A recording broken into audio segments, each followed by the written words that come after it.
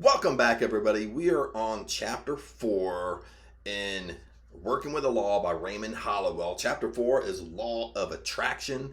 Now, when I read this, or reread this anyway, I read this book many times, but this is a fantastic chapter. And a lot of this chapter, we're kind of be blending everything together, what we've been discussing so far, and it will start making more sense to you, especially if you've been struggling with chapter 1, chapter 2, chapter 3 a little bit. This chapter hopefully will make a little bit more sense to you. So let's rock and roll and get into this. So Law of Attraction, chapter 4. To desire is to expect. To expect is to achieve. I love this quote. To desire is to expect, and to expect is to achieve. Now, I'm not going to dive into this quote yet, because I know Raymond Holliwell, as we dive into this, he kind of explains this quote. And this is really what the chapter is all about. He really goes into desire, what he means by desire, and he really goes into expectation, what he means by expectation. So he really breaks down this quote in this chapter. So, like in my words, and when we desire something, when we set an intention, when we set a want, we want something, that's our desire. Okay, we desire it. But to kind of want something, we have to take that step forward. We have to expect it to happen. Okay, that's kind of the bridge that we're trying to go for here. Most of us, we want something, we desire something, but deep down to our core, we don't really expect it. We don't really think it's going to happen. So it's just like you kind of have to put yourself back when you were a kid. You know, maybe it was your birthday, maybe it was on Christmas time, maybe you want something, and when you go to your parents and you want something, you kind of expect to receive it. Or if they ask you what you want for your birthday and you say your favorite toy, I mean, you expect to receive it. Okay, it's because you trust that much into your parents. You expect it. What you want, you actually expect it. Then when you expect it, you totally forget about it. And you go off and you play in your routine, play with friends all day long, not even thinking about it. Because that's how much you expect it. You just totally let it go because you know 100% you're going to get your favorite toy. So as an adult, we have to kind of put ourselves into that concept. We have to bring that back on ourselves, where when we want something, we expect it. We know we're going to get it. We have that confidence. So other than that, let's get rocking and rolling. I don't want to talk too much right in the beginning. The underlying law that regulates supply in the world of effects has two important phases. Before we get started here, let me change this over. Okay, I already have it on green, just in case I want to highlight some stuff. The underlying law that regulates supply in the world of effects has two important phases. So what he's talking about, regulate supply, he's actually going back to chapter 3 when we talked about the law of supply, when we talked about the law of abundance. So he's talking about abundance here. Has two important phases. One is desire and the other is expectation. These mental attitudes represent lines of attractive force. The former being the positive phase of the law, and the latter being the negative phase of the law. Remember what we talked about before, when we talk about laws of the universe, basically there's always an opposite to a law. Okay, this is what Raymond Holliwell is really kind of dispersing here. He's kind of doing it slowly, but there's an opposite to every single law of the universe. If there's a hot, there's a cold. Okay. If there's a positive, well, there has to be a negative. So each law runs on one single line. Okay, that's what he's explaining here. You know, if there's a positive phase of the law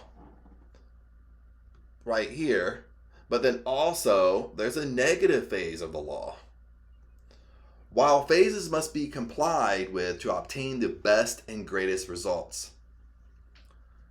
The first phase of desire. So now he's really going into, and remember the quote here, okay, to desire is to expect is to achieve. So he's really tearing apart this quote here.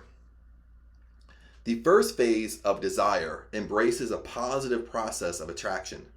That is, when an individual earnestly desires a thing, he sets up a line of force that connects him with the invisible side of the good desired. Should he weaken or change in his desire, that particular line of force is disconnected or misses its goal. Now listen to this. And right here, it's kind of like when we have desire, we're thinking positive, where we're going inside our imagination, our desire gets stronger, stronger, stronger. That's mental force is basically in the universe, is slowly making it happen in our 3D world. But listen to what he says, and this is where kind of negative thinking takes a foothold. When we let our mind drift off, when we get sidetracked from thinking about what we want, thinking about our desire. Should he weaken or change in his desire, that particular line of force is disconnected or misses its goal. So anytime we think negative, anytime we dwell in negativity, we start thinking about what we don't want, what we don't like, what happened at work. You know, Becky said this, we don't like this person at work, and that's all day long. That's pretty much what we are thinking about. Now remember, we have in between 65,000 to 70,000 thoughts per day. 70% of that are negative thoughts, and on top of that, it's redundant. So what we're constantly doing, we're constantly just playing negativity in our mind, and we're doing it different ways. Okay, we're doing it in a way we don't like this. We don't like what this happened. We don't like this person at work, and we're constantly just dwelling in that state. And that weakens our manifesting signal. That weakens the force of stuff happening to ourselves. Remember, like attracts like. But if he remains constant in his desire or ambition, the good demanded is sooner or later realized in part or in entirety. The principle involved is that you cannot long or yearn for anything unless it already exists.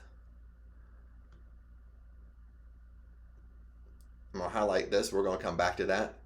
If not in form, then in substance. And desire is the motive power of calling it forth into visible appearance and physical effect. Now, I love this because in this chapter, 100%, you're really going to start seeing how all the old school prosperity teachers really taught the same thing. They described it differently. They explained it differently. They have their own personality of how they're explaining things. But this is the same way if you follow Neville Goddard, you follow all the Neville Goddard techniques. I mean, a lot of us are really into Neville Goddard nowadays. And when he says the principle involved is that you cannot long or yearn for anything unless it already exists. So what he's talking about, let's say, for example, Neville Goddard, is when you go inside your imagination and you can see in your imagination, maybe you see it in pictures, maybe you can see yourself actually doing it. You created a little movie scene of your dream house, your dream car, the amount of money that you can make. What he's saying here is if you can see it inside your imagination, it already exists. Okay, you can have it. Okay, that's the power we have. That's what we have to come to terms with here. If I can see it inside my imagination, if I want it and I can see it inside my imagination, it already exists. It just doesn't exist in my 3D world yet, but it exists. And that's what Holliwell is saying here. If not in form, what he means by that, not in form and not in your present moment, not in your 3D world, then in substance, meaning in your imagination. And desire is a motive power for calling it forth into visible appearance and physical effect. So your desire, okay, your imagination, and you stay intent with it, and you stay persistent with it, it's going to pull it into your 3D world. But everything we want already exists. That's what we have to understand here. It is no use to desire a thing unless you expect to get it. Listen to this. This is why I love this chapter. It is no use to desire a thing unless you expect to get it, either in part or in full. Desire without expectation is idle wishing or dreaming. You simply waste much valuable mental energy in doing this. Desire will put you in touch with the inner world of causes and connect you by invisible means with the substance of the thing desired. Then, continuously, expectation is necessary to bring it into reality in your life, much like the pull of gravitation in the physical realm. Expectation is a drawing force of the mind which acts in the invisible realm. Now he's getting a little bit wordy here, but I really love this. It is no use to desire a thing unless you expect to get it. So what he's saying here is most of us, we don't expect to get it. We're kind of wishing it, and that's even in our verbiage or when we talk to people. When you talk to people about what they want, they're kind of, well, I wish it would happen. They're kind of wishing and dreaming, but they're not expecting it. Okay, maybe someone's talking about their dream vacation, but they're not expecting to go on that dream vacation. So what he's saying is it's a waste of mental energy. Okay, if you're desiring something, you put mental energy to it, you have to expect to get it. Okay, you're just wasting energy just wishing and dreaming. We all know many persons desire good things, which they never expect nor make any real effort to grasp. That's why I just kind of started talking about it. That's why I stopped myself, because I knew we were going to talk about it. They start out well and make it halfway, but not any further.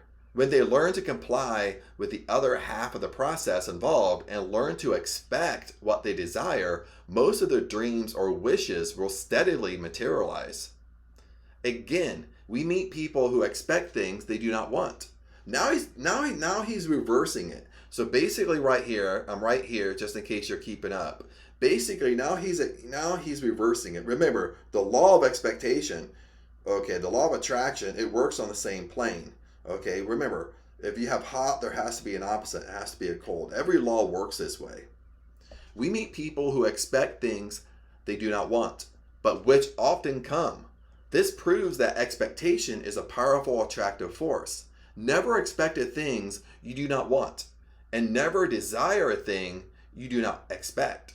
When you expect something you do not want, you attract the undesirable.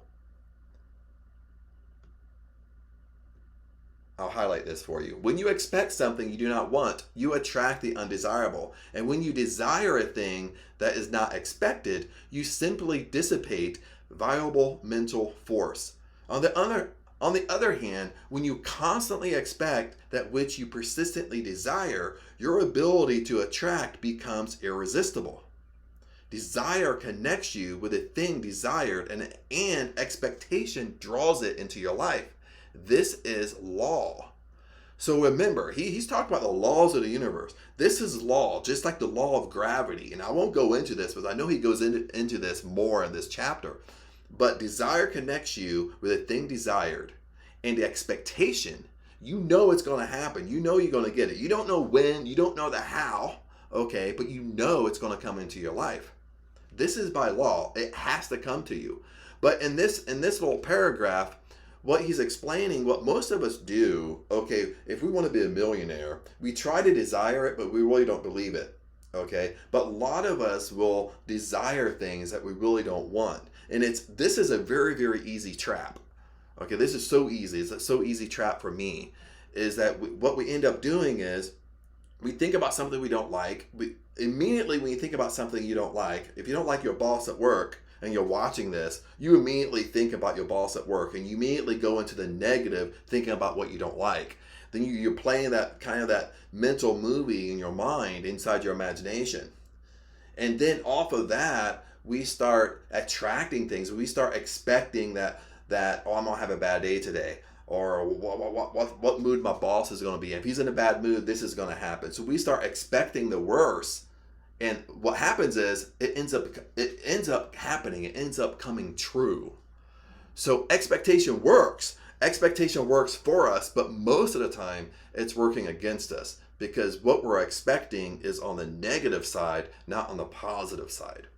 Should you be oppressed by poverty, hardship, limitation, or lack of any kind, begin now to operate this law of mind and gradually command more and more of the good in the form of better things and improved conditions. It is your right to be happy and free. It is your right to be happy and free. It is our right to be happy and free. We should seek, therefore, to learn more of the unseen laws of mental creation and the marvelous possibilities dormant within our beings. Nature does not deprive us of any good and desirable thing, but has provided us with the mental equipment and inner power to acquire and enjoy all essential good to ensure a happy and worthwhile existence. Application is a test of adequacy, as knowledge is of little or no value unless it can be used in practical ends. Here is a simple method in the beginning for using the power of mind to increase the good in our lives in conformity of the law. And the reason I highlighted this whole chapter in green, usually in green is something very, very important. So this whole paragraph right here is super crazy important. Hey, Bo, how are you? Bo was like checking in on me there, like looking around the corner. It's my dog. Form a clear and well-defined mental picture of what you want.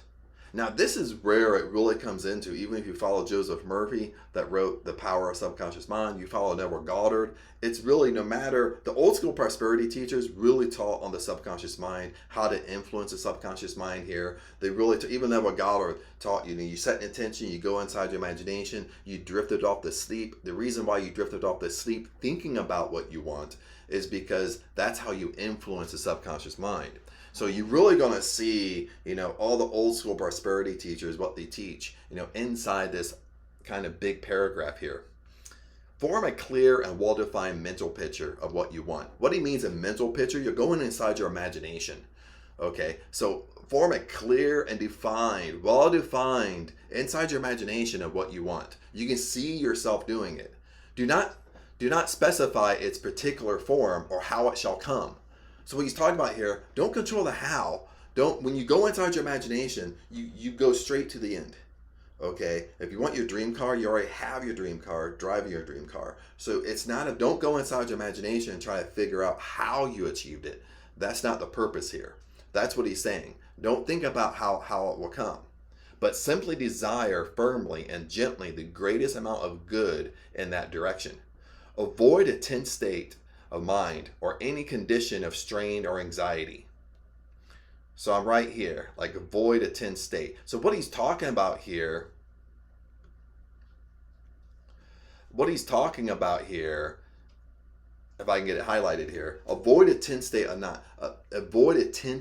mind. He's talking about force. Remember, force negates. Now, when we try to physical force somebody, they run from us. Okay, force negates. The same way, if we try to mental force, if we try to use mental force, mental coercion, okay, the same thing happens. Force negates from us. So when we have a tense state of mind, we're tensed, we're trying to force it to happen. Maybe we have anxiety or worry or doubt.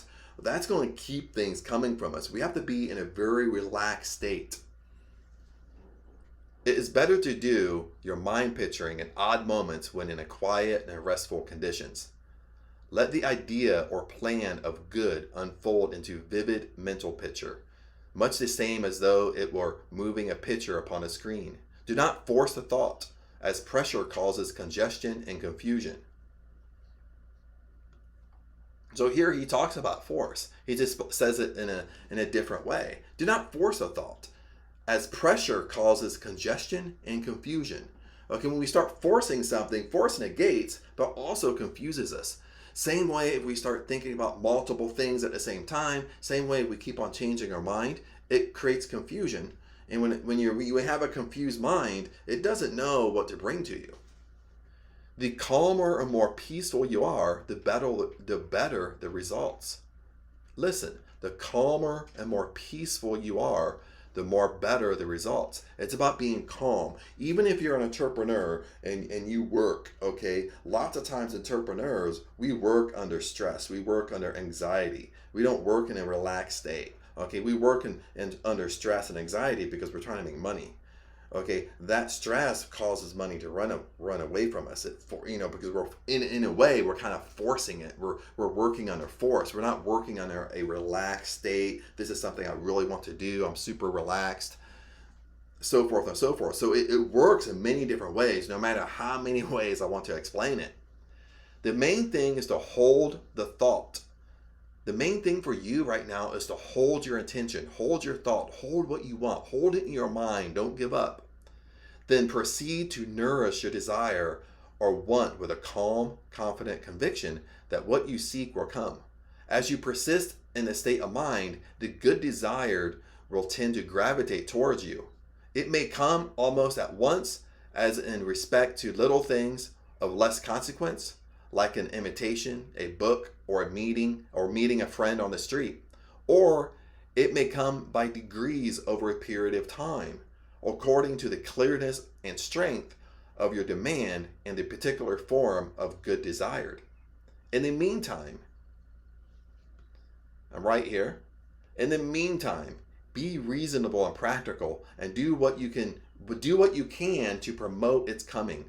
I have little confidence in the Lord answering the one who rocks in his easy chair and waits for the desired thing to be placed on his lap. Somewhere it says, the Lord helps them that helps themselves. Yes, action spells results. This is something I want to talk about once I finish this paragraph. Yes, action spells results. This supplements your mental creative process and provides a channel for its expression. Then leave the results to the law. As you do your part, the law will do the rest. How well or how accurately you cooperate with the law determines the duration of time apparently required to bring forth your supply. Time is a period created by man.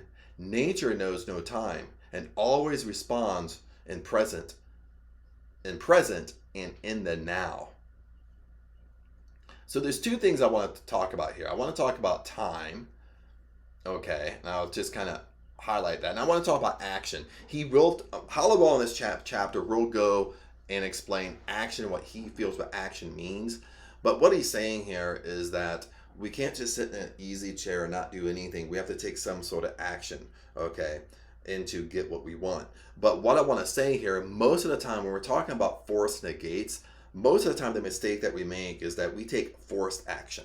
Okay, we're trying to force things to happen because kind of what we're trying to do is control the how. So we kind of flip back to besides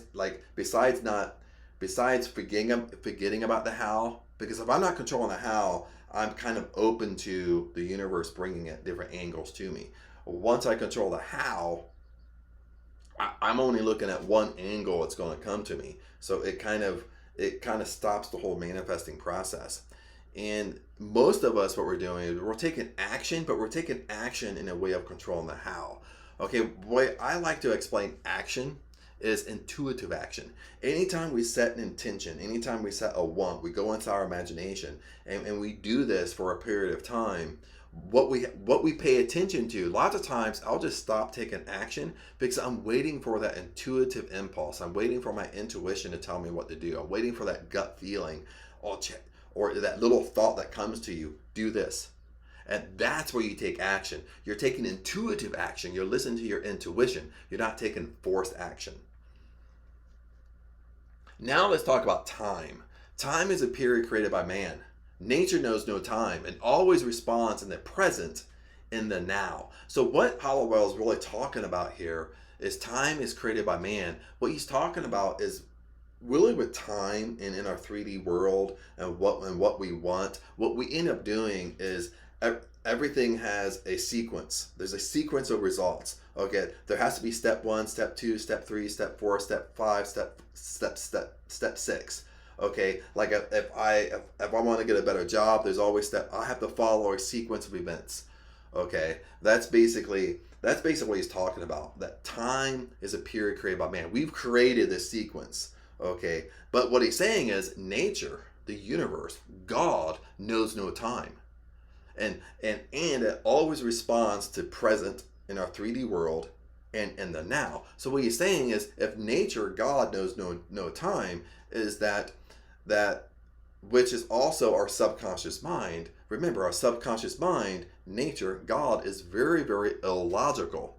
Okay, our mind, what we do, we have a logical mind. We have a logical sequence of events. Our logical mind says, I got to do step 1, step 2, step 3, step 4 to end up getting my result, end up getting my want.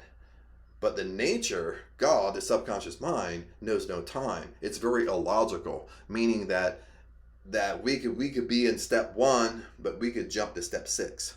Okay, that's us not controlling the how. That's what he's really explaining here. It's very illogical. In some instances, results that seem almost magical will appear. This is what he's talking about. Often where there has been a deep longing desire for a particular good with no expectation of its realization, the addition of action will finish the process with the happiest results. He's bringing up action again. Now start paying attention with action.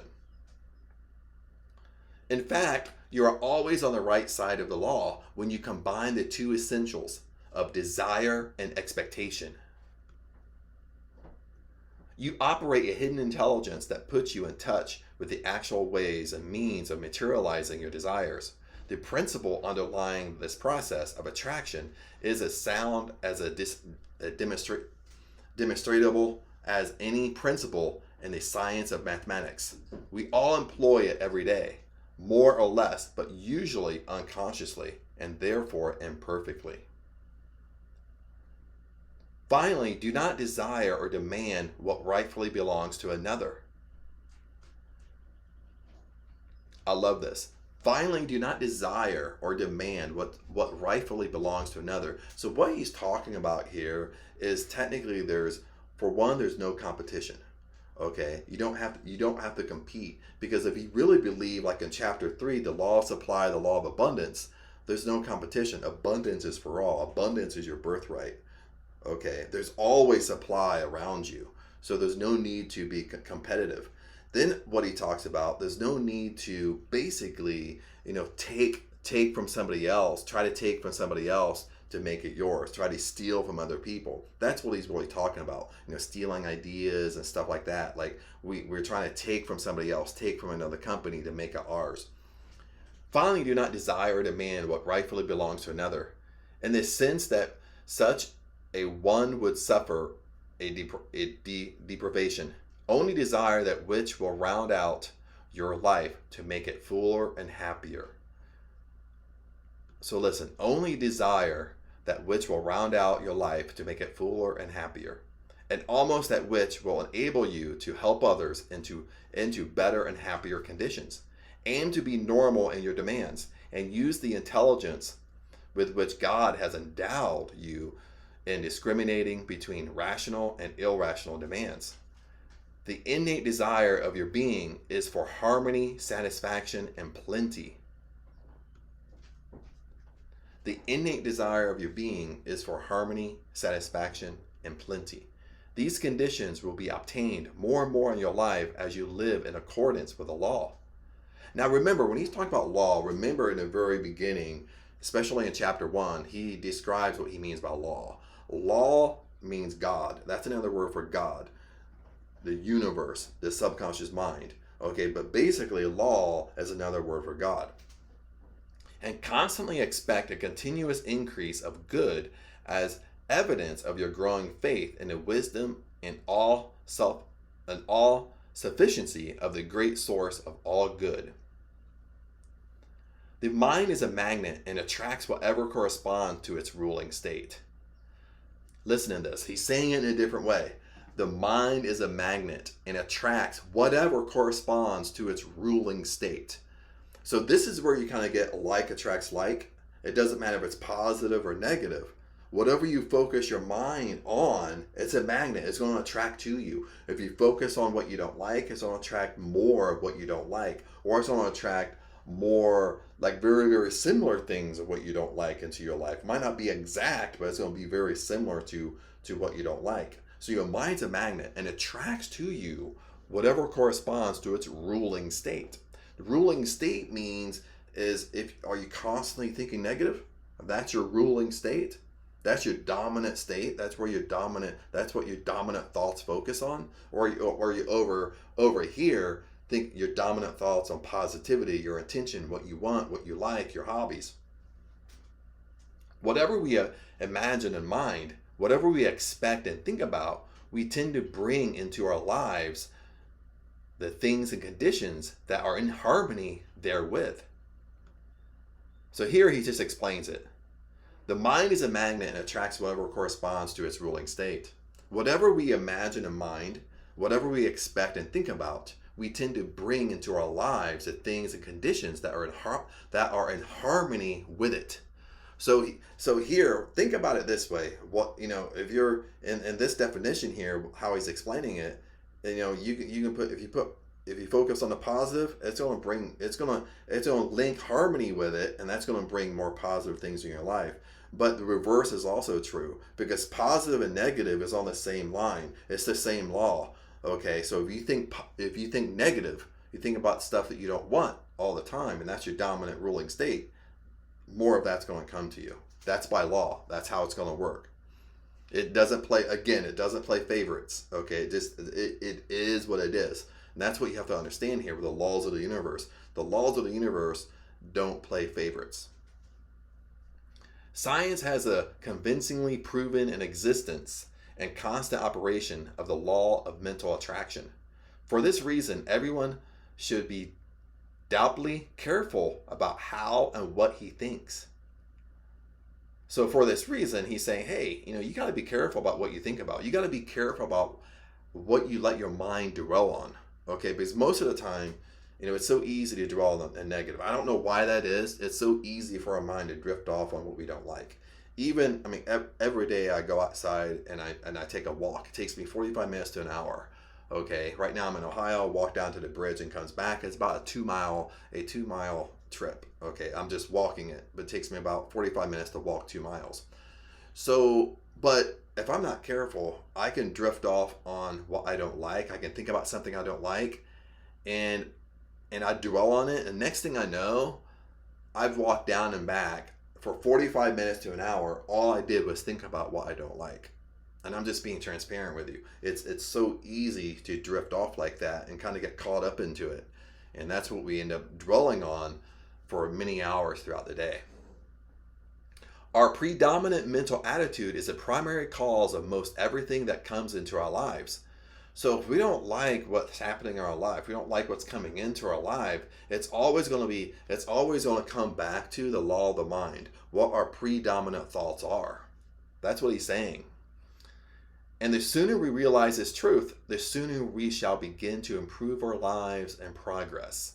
So that the sooner you believe this, the sooner you really believe that like attracts like. What I think about, that's going to bring more into my life. If I think negative, more stuff's going to be negative in my life. The hard thing for us to kind of basically get and to accept is, if you don't like the circumstances in your life, you've created those circumstances. That's the hard concept for people to really grasp. It's a hard concept for people to really believe that I created the negative circumstances in my life. I've created it, through just through my thinking and not even voicing it out loud, just with your private thoughts. If you're constantly just thinking negative, what you don't like, and that's what your mind's on a roller coaster, you have no control of your mind, and you're just letting it think whatever it thinks, most of the time it's going to drift off to the negative, and that's similar things are going to keep on happening to you. And that's really the law of karma. Okay, the law of karma, the same things keep on happening to you over and over and over and over and over, and it's like you're on this giant hamster wheel. This is how you get off the giant hamster wheel. We must seek to become imbued with a desire to advance and give the law a chance to help us. Everything will then work toward our aid. Obstacles will strengthen our resolve to win. Discouragement from others will only serve to strengthen and to arouse us to a stronger activity. We will see more clearly and understand more fully that every difficulty is an opportunity to advance. He's really talking about our perception here. When you in your 3D world, okay, what we have to understand, once you become aware of it, in our 3D world, it's only our perception. Okay, if negative things are happening to us, it's really our perception of it. Okay, stop focusing on it. Stop giving it energy and just walk around it. That's really what he's talking about here. It's really our perception of things. We will see clearly and understand more fully that every difficulty is an opportunity to advance. Listen to that. I'll read it one more time because it's so powerful. We will see more clearly, and I'll highlight it for you. We will see more clearly and understand more fully that every difficulty in your present moment, every difficulty you have in your 3D world is an opportunity to advance. It's your perception of it. Okay? You just have to have a different perception of what's going on. Every stumbling block is a stepping stone to success. Our so-called burdens will lose their heaviness because the spirit within us is unconquerable. And, and when invoked by desire and aspiration, will unfailingly come forth in greater power and richer intelligence. This will guide our thoughts and actions into those pathways that lead to the heights of our conquest. The law of mental attraction acts along the same lines as the law of gravity. Now this is where he's really he's comparing. I mean, it's obvious. He's really comparing the law of gravity and the law of mental attraction. The law of attraction works just like gravity. The laws work the same. Okay, if you step off a high building, you're going to fall. No matter if you want to say, I don't believe in the law of gravity. Well, if you walk off a building, you're going to fall no matter what. So law of gravity doesn't play favorites. Same way with the law of attraction, the law of mental attraction. Okay, the law works the same way, the same exact way. Okay, even if you don't believe it or not, it's still working in your life. It is as definite and as accurate. And I'll reread this. The law of mental attraction acts along the same lines as the law of gravity. It is as definite and as accurate. You have heard the law expressed in such statements as birds of a feather flock together, or like attracts like, or things equal to the same thing are equal to each other. The thoughts and actions of people draw to them people of their own type and kind. It is difficult to tell one just where he may fail to attract his needs, as no two people think alike, and therefore no two people make the same mistakes. However, I shall name and explain the 3 steps one can use to build up realities. By following closely these suggestions, we can note where he may have failed. Now he goes into an example, but before we lead into this example is what he's talking about here. He kind of expanded on this paragraph, like basically when he starts giving these examples of birds of a feather flock together, like attracts like, the things equal to the same things are equal to each other. So what he's really talking about, he's taking law of attraction to like a deeper sense here. And what he's meaning is like, let's say for example that you're negative, you always talk about negative things, you always focus on what you don't like. But let's say you go to a big party, okay, and we see it when we go to a big party, a big conviction, a big like maybe a work convention, or a potluck or whatever, that what we end up doing is people tend to gravitate to people just like them. So if you're negative, you always talk about negative things, what you don't like, what you don't, whatever, you gravitate toward people just like you. Then people positive gravitate towards people more positive. And it even goes deeper than that. I'm giving you a simple thing, but it even goes deeper, even goes into money. When people earn more and more money, they tend to gravitate because money don't bother them, because they love money. You know what I mean? So then they gravitate toward people that make around the same thing they do. Then you have different groups of, that's why poverty stay in poverty and the rich stay rich, stuff like that, because it's easy to gravitate towards that, to those things. And we see it when we use this example. When you go somewhere, we gravitate to people or groups of people just like us. So it's like just like the law of gravity, it kind of pulls us into that. Same way when you date somebody, usually you date somebody just like you. Bottom line, or I mean, they're within the same of you. You don't date someone too far out from you. Now let's go into the example he's talking about. Interest. The first step is to take a called interest. Interest is paying special attention to some object or thing. It is being definitely concerned about someone or something. Interest is tending to see the outer world, what is already existent in one's mind. So here is almost like a never Godwin quote. Interest is tending to see the outer world, what is already exists in one's mind. So if I'm inside my imagination, and inside my imagination I'm a millionaire, have my $1 million house, have my dream car, Well, interest, well, that's what he's saying here. Interest is tending to see the outer world, my 3D world, my present moment world, as it already exists in my mind. It's really like acting as if living in the yin, if you follow Neville Goddard, is what I see in my imagination is already, what's already exists in my mind is I see in my outer world. Even though it's not there yet, okay, I pretty much act as if. Things you think of that give you joy, pleasure, wisdom, satisfaction are interest. So now he kind of gets more into a definition of it. Things you think that give you joy, pleasure, wisdom, and satisfaction are interest. Like your hobbies. It's kind of a better way to explain it. Your hobbies give you joy, and pleasure. You feel satisfied when you're really doing what you want to do. I recall one woman telling me that she invariably could see cripples in a crowd quicker than anyone else. They seemed to draw her attention to them and excite her sympathy. It was because she had once been injured and he's explaining this kind of weird. He's using the word cripples. It's handicap. She's in this crowd and she can see handicapped people in wheelchairs.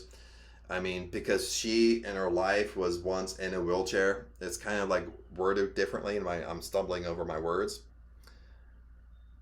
For several months, and the memory of the experience was fresh in her mind and created that interest. So what he's kind of talking about here, whatever your interest is, the reason why when she went to a big party, a big gathering, the reason why she could see people in the wheelchair, handicapped, faster than anybody else is because that's what she was focused on.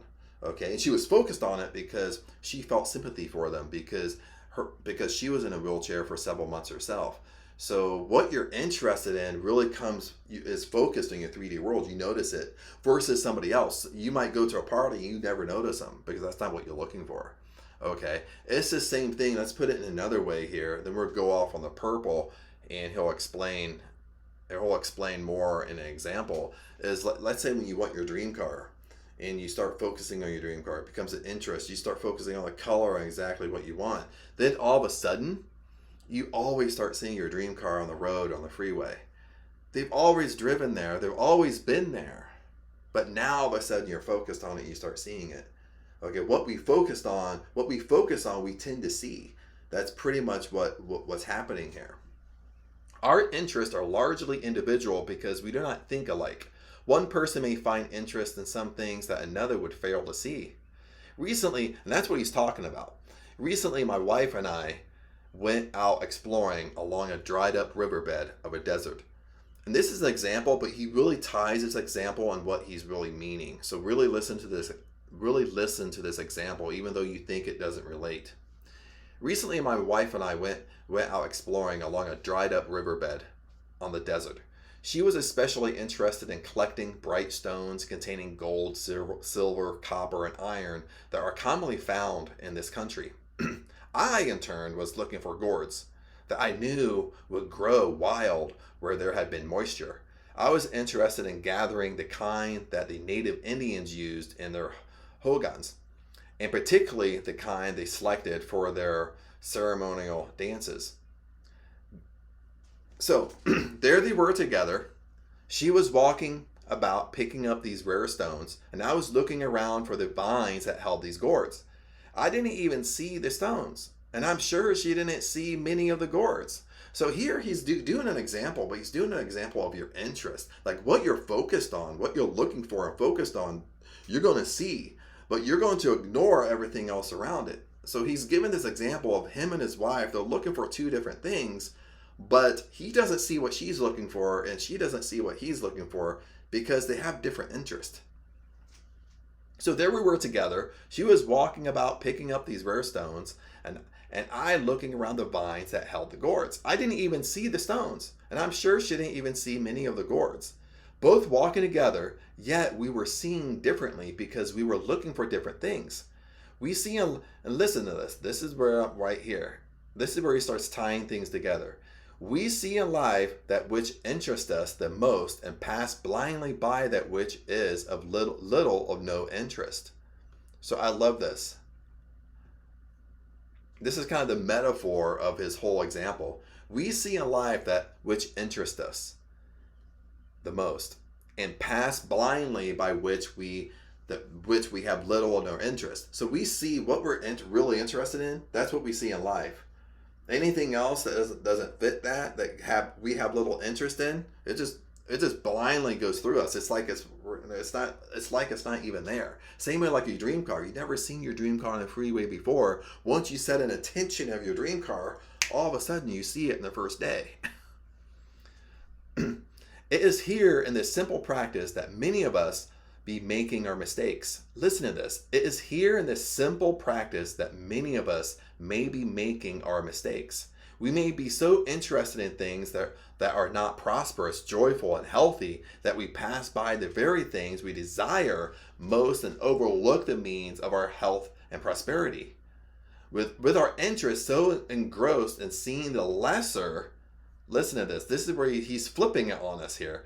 With our interest so engrossed in seeing the lesser, either through habit or ignorance, we fail to attract the greater things that are all around us.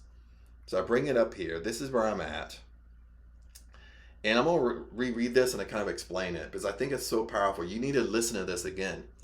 We see in life that which interests us the most and pass blindly which is little of no interest. But remember, with the law, it works both ways. The law is on a line. So you have the positive and negative.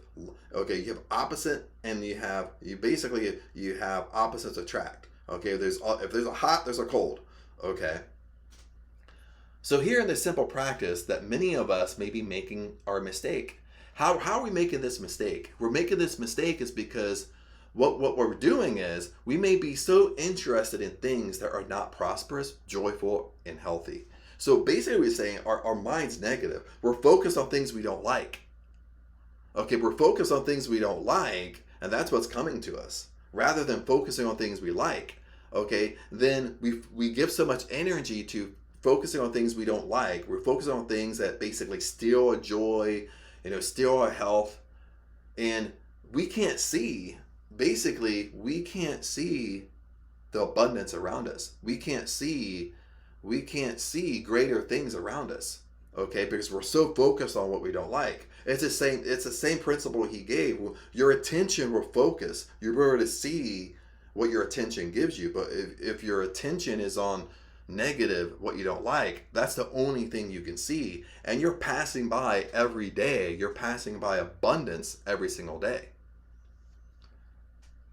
It is here in this simple practice that many of us may be making our mistakes. We may be so interested in things that are not prosperous, joyful, and healthy that we pass by the very things we desire most and overlook the means of our health and prosperity.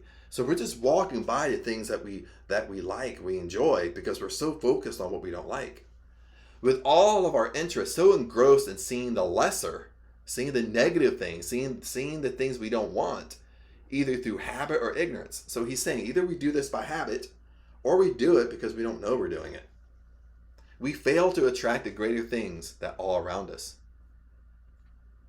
And then he gives another example. A young man came to me one day asking what he could do to increase his income.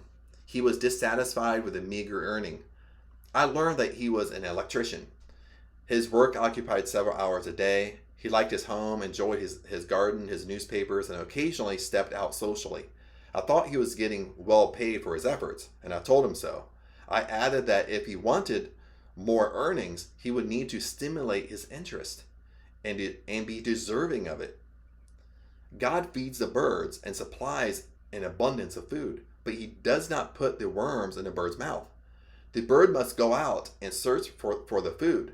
So it is with all of us. We must do something about it more than just wishing and praying. He decided then that he would increase his capacity as an electrician. So he went to a class at night school and laid aside his newspapers for books and other material. He became interested in the radio and was enthusiastic about his possibilities. This interest drew him into the circles and landed him a position with a growing radio company. In a very short time, he had found a new pleasure and tripled his meager earnings. No one is to be blamed for the dissatisfied life but the man himself, because he failed to expand his interest with his desires. So now he's expanding what he means by interest. Our interest is our joys, what gives us joy and pleasure, our hobbies. But he gives us this example, and I don't think he expands on it some, but lots of times when our interest is in a newspaper, the newspaper back then is kind of going to be like, watching the news today, because because we're talking about, this book was written in 1967. So, the newspapers were really big back then rather than watching news on TV. So nowadays it's really going to be like you're captivated by the news, captivated what's on CNN, captivated and the news is all negative versus like the newspapers, long before. It's, it's just negativity and rumors and stuff like that. So it puts you in a different state. So he's wasting hours of just interested time, what he could really be doing. He could be doing something else that he's really interested in. And so he's combining his passions and interest into making more money, because he loved being an electrician. So he took another class to kind of up his skills to earn more money. It is so easy for people to allow themselves and get into a rut. And this is kind of where he expands on the example because the electrician was in a rut. Can we all kind of get in a rut once in a while in our lives? It is so easy for people to allow themselves to get into a rut, and it's always a mental rut before it becomes a material one. Listen to this. When we get in a rut, it always starts off mental. It starts off on a mind or a thinking before it becomes a material one.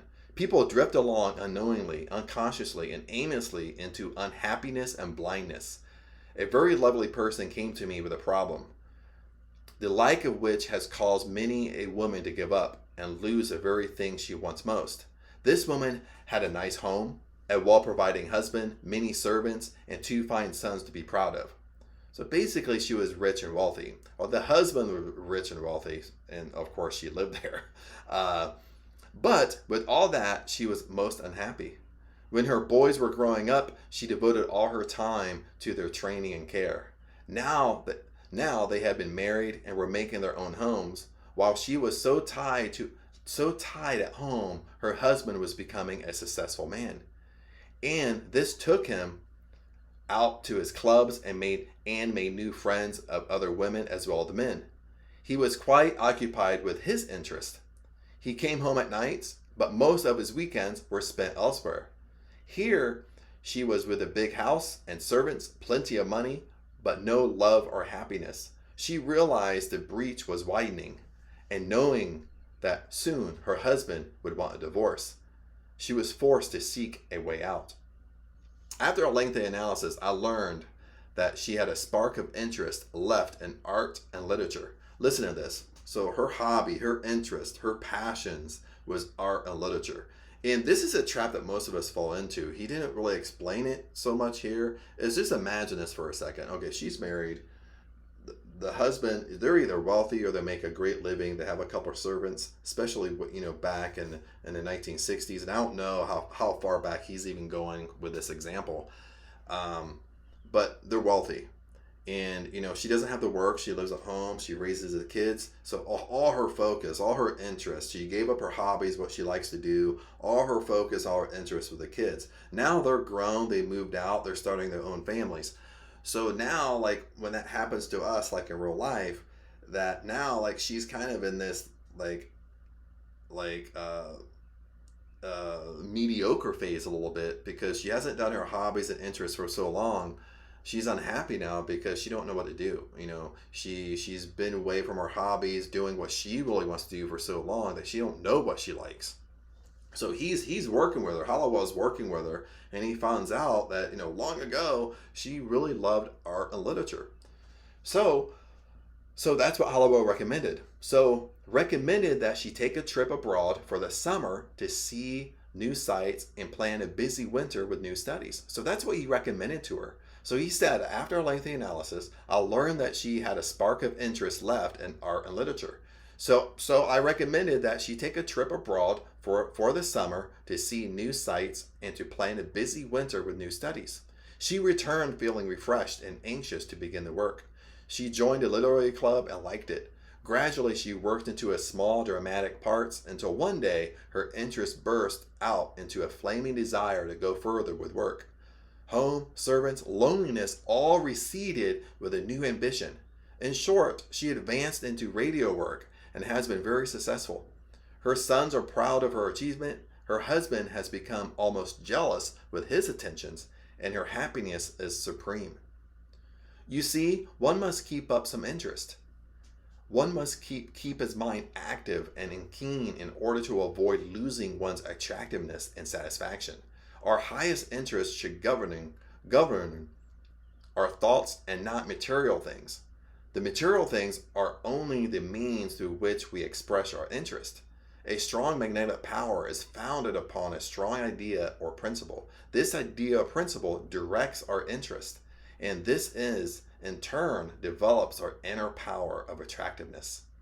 And he's explaining this really in a different way, but to kind of keep it in simple terms, is like when I talk about hobbies, sometimes when I go back to different videos, okay, we give up our interest, okay, especially as an adult. Now, if you've been an adult for a while, even a decade being an adult, lots of times we get so caught up in our work, we forget what we really like to do, our interests. We forget our hobbies, what really brings us joy and what we're passionate about.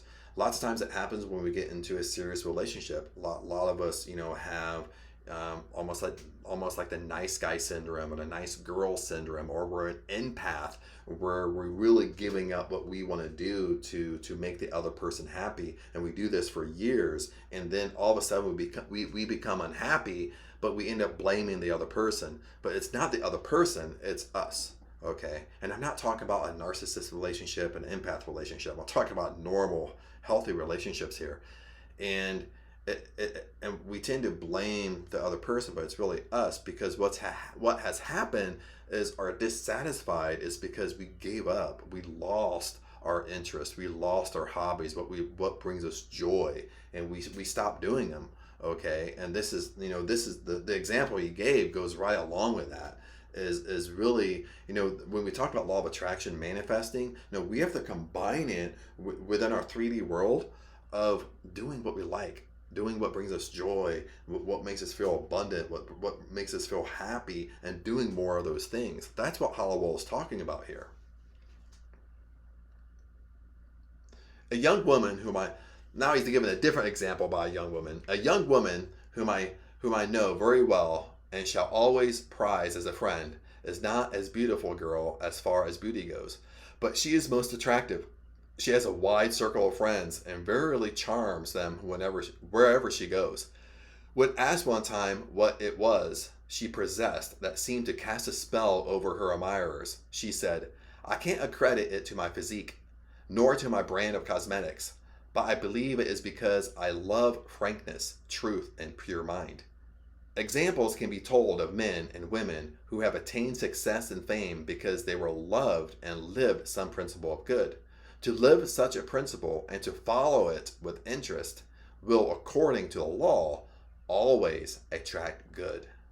Now he's expanding on attention. Now he's doing an onion here. He just keeps on peeling the onion of what he means by attention. Okay, when we set an attention, we put our attention towards something, our desires, our hobbies, what brings us joy, passion, health in life, what makes us, what just makes us overall happy. To have a high interest is not enough. We must inject this interest with our daily labors.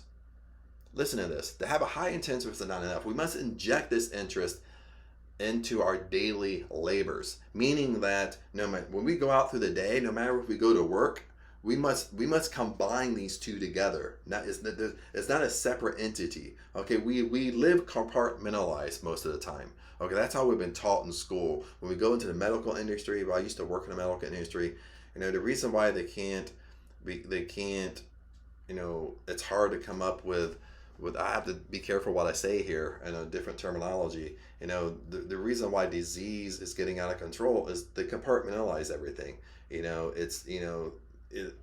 our heart's over here and one, our body systems are over here, and our body systems are compartmentalized. We have the lymphatic system, circulatory system, our blood system, or everything's separate, but they don't combine everything together. How our body really works, all our body system runs congruently together. Okay, that's why once we get a disease, that's why things spread throughout our whole entire body. Okay, no matter where it starts at, it still affects all our body systems. And this is what he's talking about here, is everything runs congruently. It's not separate. It's not like I go to work, I hate work, and I just focus on hating work the whole time I'm there for between 8 hours and 12 hours.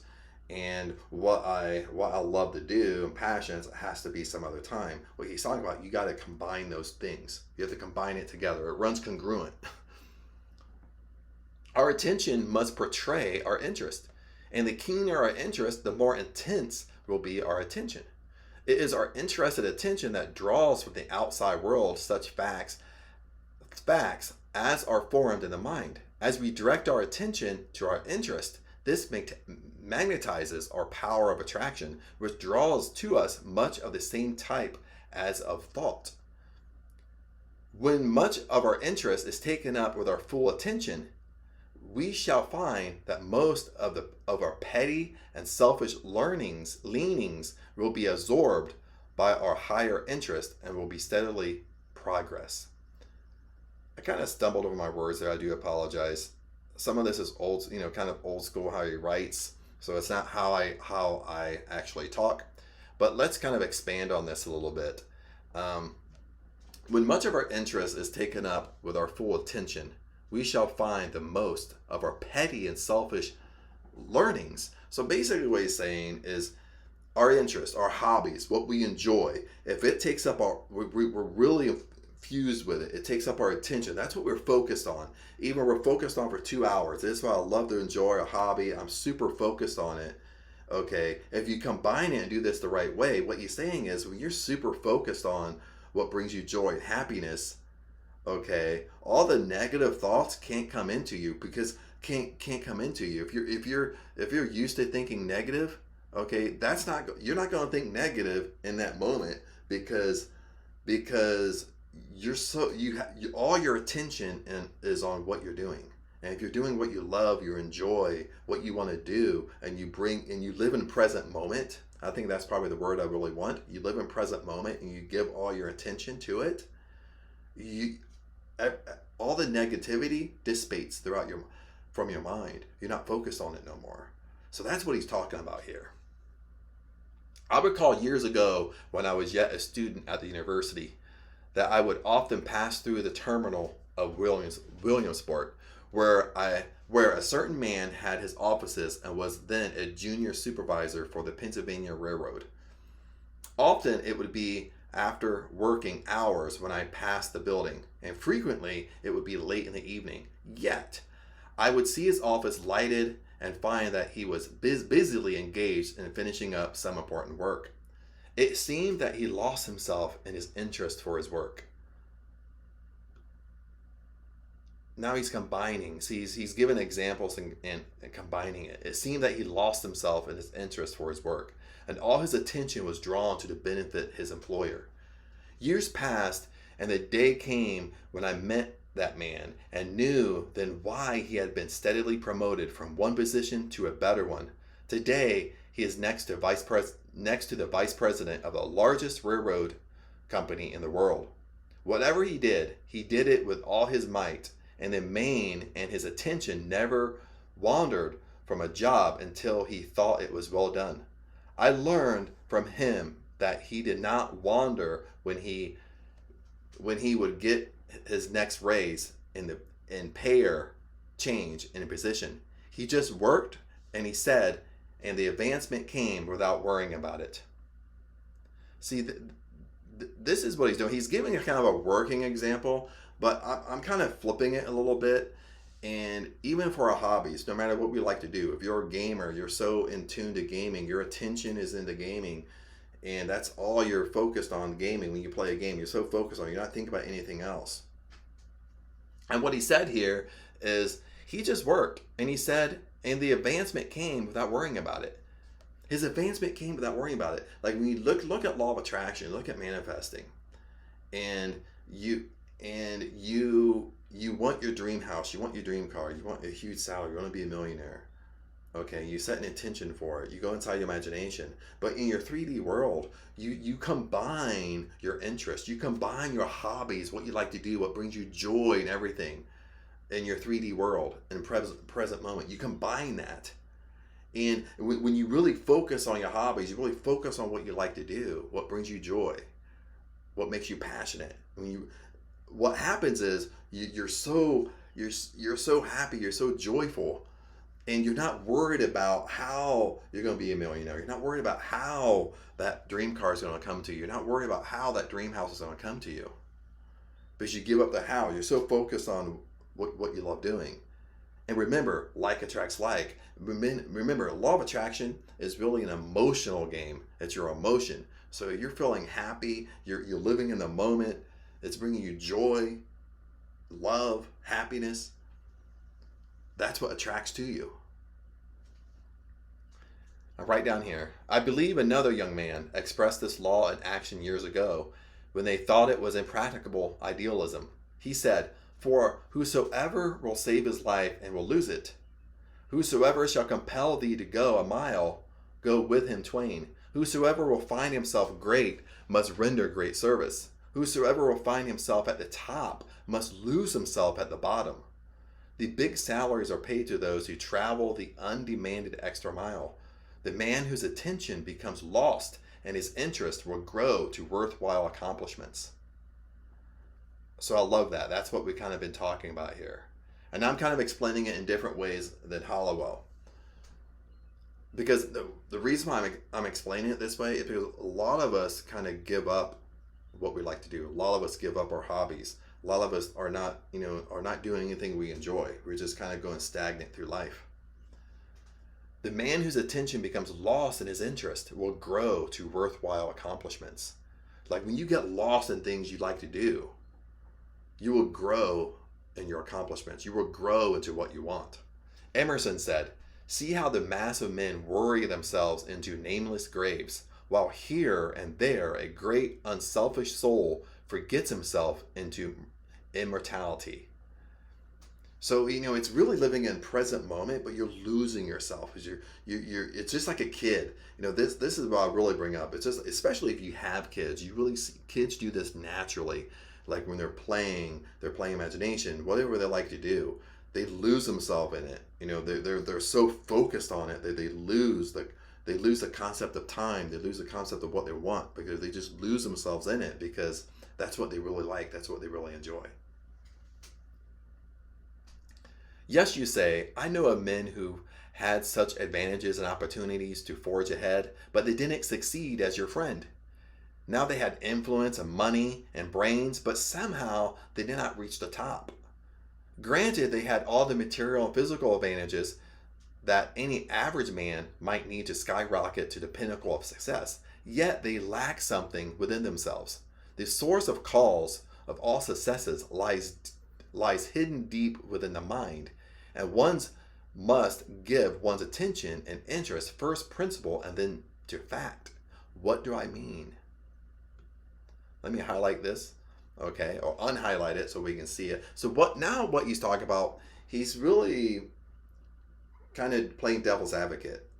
All the examples he gives is like positive. If you're following the law, you focus on your attention, you're so in tune to it, So now he's kind of flipping it and saying, well, there's people who do that, but success don't come to them. And we do that today. Well, I'm doing all these manifesting techniques, but it's not working. Okay, bad things keep on coming to me. Or I'm doing all these manifesting techniques. I'm thinking about, dreaming about, going to bed at night, thinking about what I want, and it's not happening. So we're doing it in different ways. He's explaining it in different ways. But here it's like, I'm doing all this stuff, but it's not working. Okay, so you're giving these examples of how people achieve success and follow the law to achieve success, but other people over here, they're doing the same thing. They're doing the same manifesting techniques, but it's not working for them. Well, what's going on?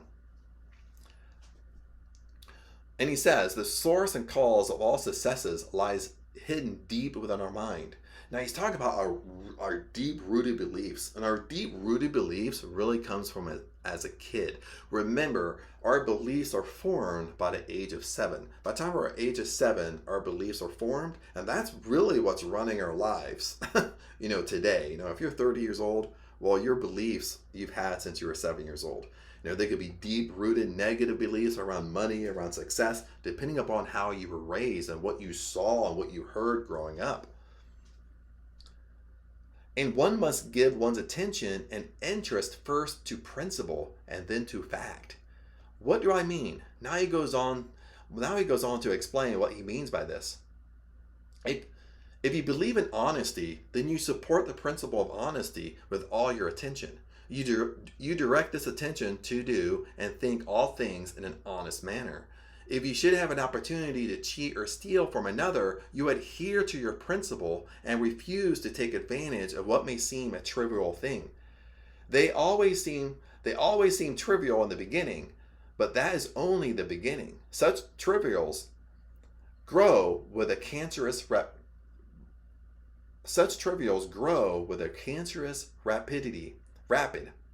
You rarely see the surface record for remaining loyal to your standard. But in time, you will not only see but feel its satisfaction. You will watch closely your dealings and force every issue to comply with your principle. You are charging your mind with honesty, and it becomes magnetic to attract honest and endeavor in permanent success. And I'll have something to say about this. Next, take truth and follow it as long until you have worked in the same way. There are so many ways that truth may be challenged that you need not expect to accomplish your work in a week or two. It becomes a growth. After a time, you will find your interest and attention so taken up with truth in all its forms that you will no longer attract deceit or dishonesty to you or in your affairs. I remember a statement I heard when I was young in this work. The owner of her store spoke of a little lady who often came in to buy cards and gifts for her family. He had been suggested that she pass off some inferior articles on the little lady, but the woman replied, "Oh, no, she is too honest to be cheated." I wondered then why she had made this remark, but I understand it now. Such can be said of all of us when we earn what that little lady had earned. So this is what she said when he replied, or is right here. The owner of her store spoke of a little lady who often came in to buy cards and gifts for her family. It had been suggested that she pass off some inferior articles on the little lady. So he basically kind of gave her, cheap ones or stuff that she doesn't normally buy. He's trying to pass it off on her. But the woman replied, "Oh no, she is too honest to be cheated." I wondered then why she made that remark, but I understand it now. She can be said of all of us when we earn or learn, I think he meant learn what that little lady had earned. So basically what he's saying here, when he goes back up here and he talks about honesty, okay, and really when I read this, what really came to me is boundaries. Most of us don't have boundaries. We don't have strong boundaries. We don't have strong core beliefs. What do we really stand for? And this is what he's talking about. If you stand for honesty, okay, all your attention is going towards the honesty. Anything around you that isn't honest or pure, you're not going to want to do. And the same way with when he gave the example of the little old woman, is that the owner of the store that she shopped at all the time tried to pass off inferior articles to her, inferior stuff to her. And the lady was like, "Oh no, she's too honest to be cheated." Okay, because that woman set a strong boundary, a core. What she really stood for was honesty. And a lot of us lack this. A lot of us, even in relationships, we set no boundaries. And even if you say you set boundaries, you don't enforce your boundaries. Okay, what do you really stand for? And that's really the principle here. What do you really stand for? What are your core beliefs you really stand for? That you're not going to sway it either way. And this relates to, this kind of congruent to law of attraction, manifesting, because when we start wanting something, okay, a desire or attention or a dream house, amount of money, we want to be a millionaire, or a dream car, okay, when we start developing what we really stand for, that goes congruent with what we want, what we're trying to manifest. A president of an Eastern college came into our chapel one day while Mrs. Holliwell was at the bookcases. He said he had read a few of the books that were on this display in the window, and was especially impressed by one book called The Game of Life and How to Play It by Florence Shinn. By the way, that's a great book. He's mentioned that book several times in Working with the Law. Now, I mean, he's mentioned it several times. I feel like, doing this book as well. But it's a great book. The Game of Life and How to Play It by Florence Shinn. He thought that the title very attractive and of interest to anyone. Do you know, he said, I learned to look upon life as a game, and I started out as a poor boy with few advantages, but I played the game. I did not have the help that so many of these books may offer. I succeeded, and now I'm telling thousands of boys and girls how I played the game. I built my success on 3 common principles: truth, honesty, and sobriety. I measured my living with these standards, and I have won a happy life. So this is what I was talking about, is what do you stand for? What principles in life do you really stand for? And that's a boundary to you. So you're never going to cross that boundary. Okay, so he created these principles in his own life around truth, honesty, and sobriety. So if anything came in his life and it violated these principles, he wouldn't do it. And that's what I'm getting. That's what we have. That's what we have to understand here. Everything's congruent. Everything is interweaved in how everything works in our lives.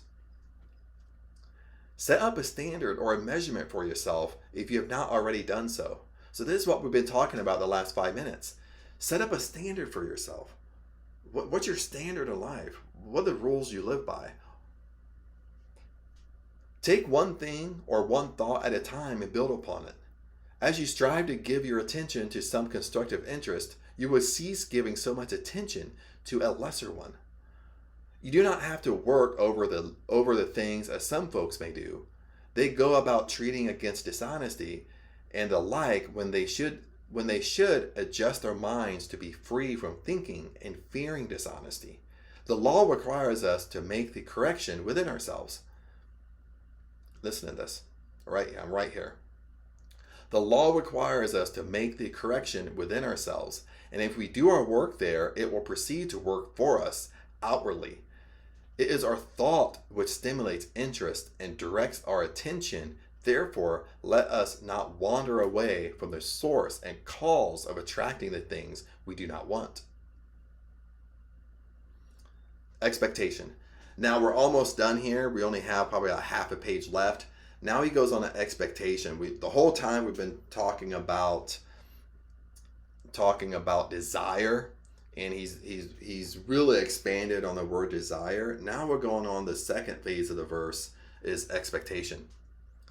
Expectation, the last step we take is expectation. This is an active form of attention. It is attention with intensity. It may be likened to the actions of a cat that waits patiently at the mouse hole. The cat expects, listen to this, the cat expects to catch its prize at any moment. He expects to get the mouse because he believes he will get it eventually. If the cat did not believe and expect to catch the mouse, his interest and attention would lack the intensity which is now present.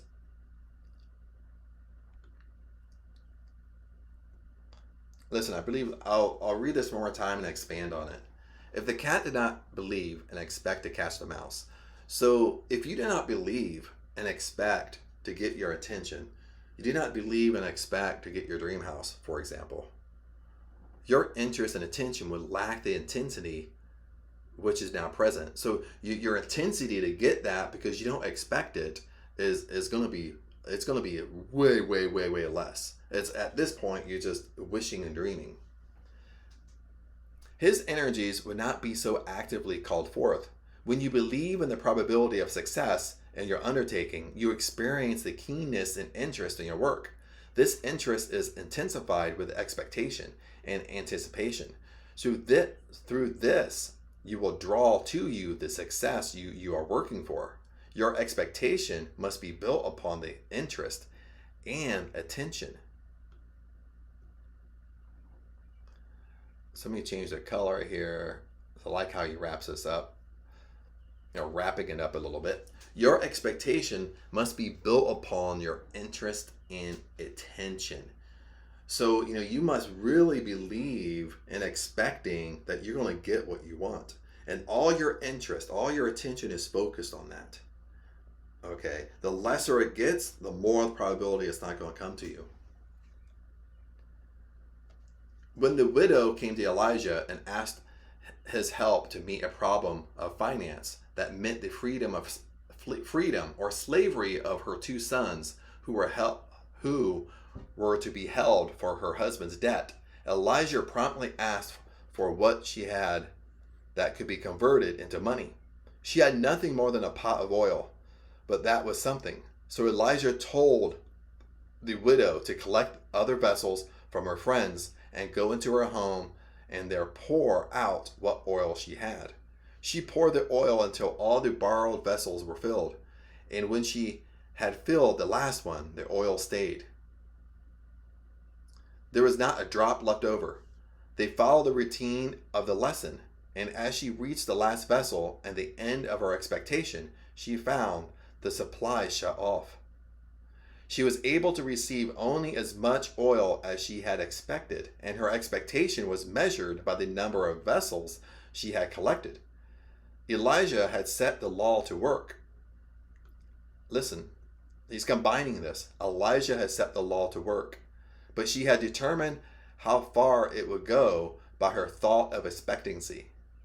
She might have hoped for much more, but she got only what she expected.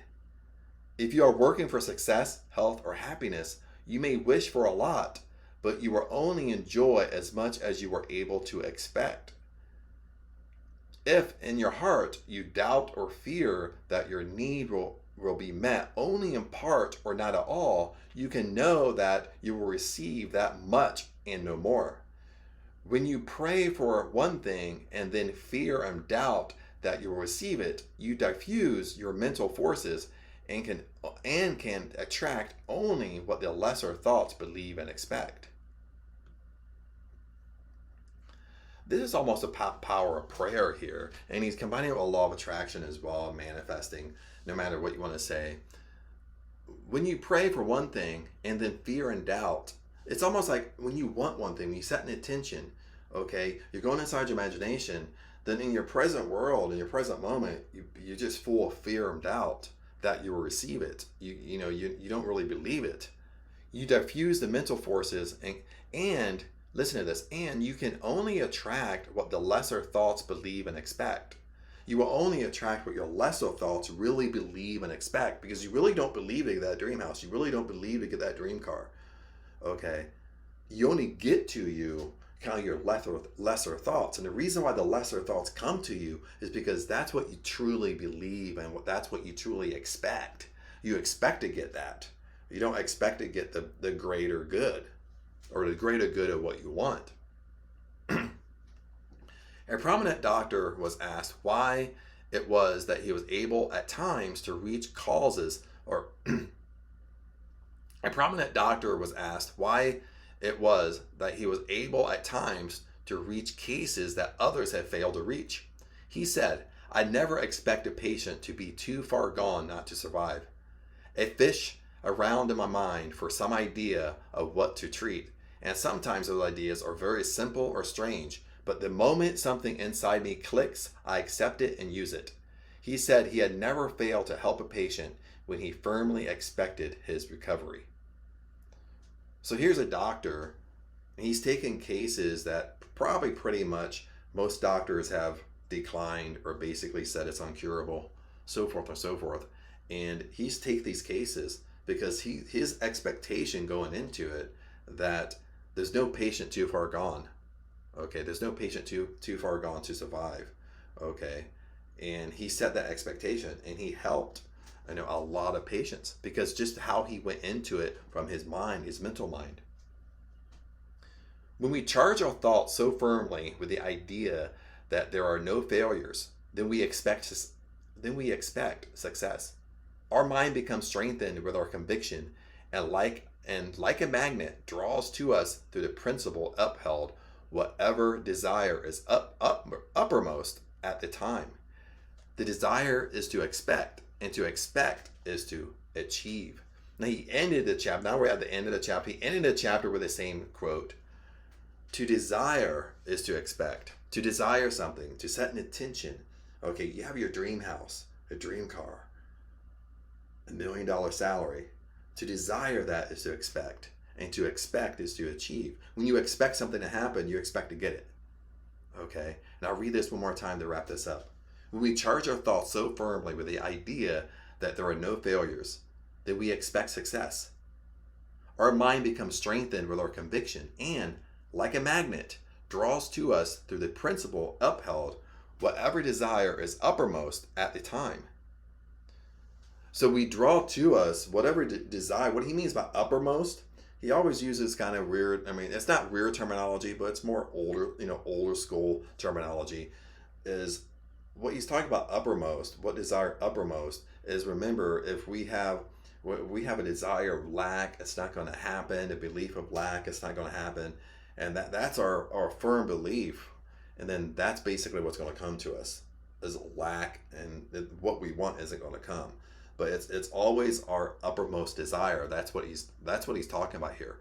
So to desire is to expect, and to expect is to achieve. But remember, we're on a line. All the laws work on the same line.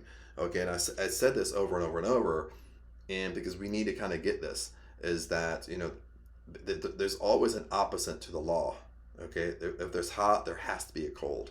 Okay, if there's positive thoughts, well, there has to be negative thoughts. Okay, so here it's working on that line is to desire is to expect. Okay, but it depends upon what our desire is. If our desire, and what I mean by this, it works on the same plane.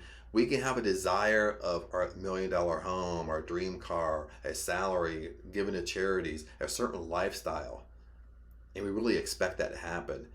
And that expect meaning is we achieve it. It comes to us. Okay, but if our desire to have that, but deep down our rooted secret beliefs is of lack, we don't really believe it, that's going to lessen that expectation. And it's because we're going on the opposite side of expecting. Okay, we basically expect the worst. Okay, we're not expecting to get our intention. We're not expecting to get our wants and our dreams that we want. We're expecting the worst. Okay, in ourselves, and expecting the worst. If that has more belief to it, we attach belief to it. We attach examples to it in our mind. We replay this in our mind. Well, that's what's going to come. That's kind of the law of karma. That's what's going to keep on coming into our lives until we do this stuff over and over and over and over and over again, until we finally just wake up one day and get it, that what I desire is to expect. And no matter what I want, I expect to get it. I expect to achieve it in my life. And because abundance is for everybody. Abundance is within me. Abundance is my birthright. The law of supply is a law of abundance. Abundance is all around me. There's no lack. Okay, once I truly believe this is when your life starts turning around. This is when manifesting really starts working for you, because you truly believe it to your core. But other than that, my friends, we are at the end of the chapter. If you stayed around this long, make sure you comment below. Let me know your thoughts and feelings, what's working, what's not working, because I read every comment and I'll reply to every comment, or try to reply to every comment. But blessings to you, and I'll see you in chapter 5.